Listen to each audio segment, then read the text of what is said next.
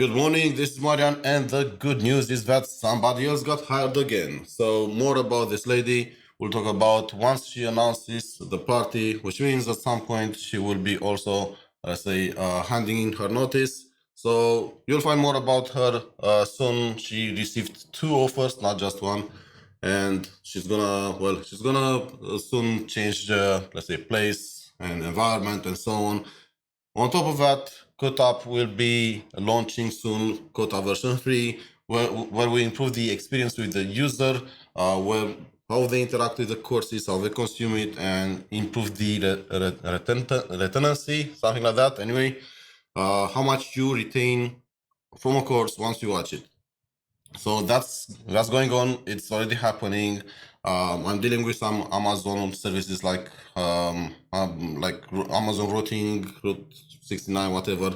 Then DynamoDB, Amazon Amplify. So lots of those ones. I'm dealing to see which one fits better for our upgrade and for future use, and we'll migrate it as well as they pass. We'll definitely migrate it.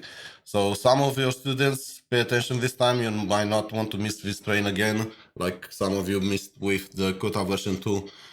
So yeah, stay tuned. This is my update. See you soon.